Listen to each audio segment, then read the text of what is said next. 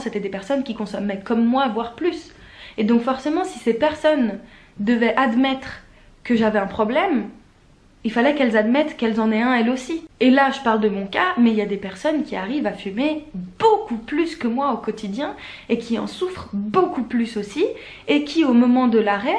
vont ressentir des symptômes que moi j'ai pas ressentis quand j'ai dû arrêter de fumer. J'ai rencontré des personnes dans les réunions des narcotiques anonymes dont je te parlerai dans une autre vidéo qui justement m'ont aidé à comprendre qu'il fallait pas que je prenne à la légère ma consommation de cannabis. Et ça, c'est des personnes polytoxicomanes, alcooliques, héroïnomanes et tout ce que tu veux qui m'ont expliqué ce genre de choses.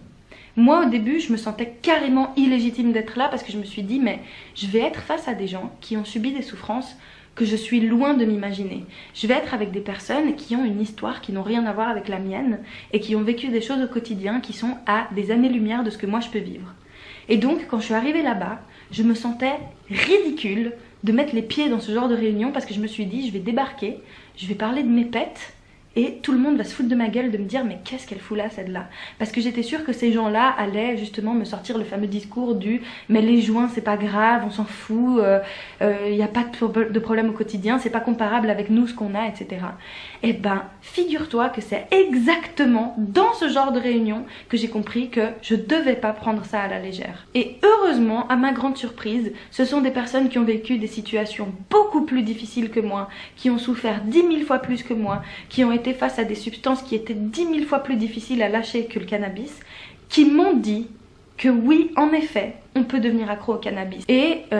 ça m'a beaucoup fait de bien de pouvoir aller là-bas parce que au début, j'ai vraiment cru que j'aurais pas ma place et au final, je n'ai été accueillie que par des personnes bienveillantes, compréhensives, qui justement prenaient en considération ma souffrance, quand bien même elle n'avait rien à voir avec la leur, en termes de gravité et d'intensité au quotidien. Et pourtant, on arrivait à se comprendre, et pourtant, on arrivait à échanger, et pourtant, j'ai reçu de l'amour et du soutien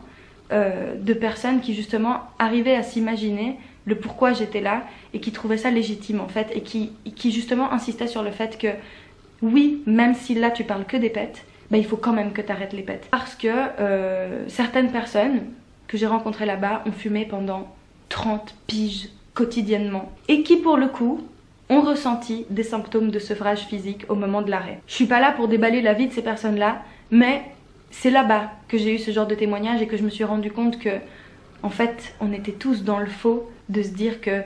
c'était pas grave et qu'on devait dédramatiser la consommation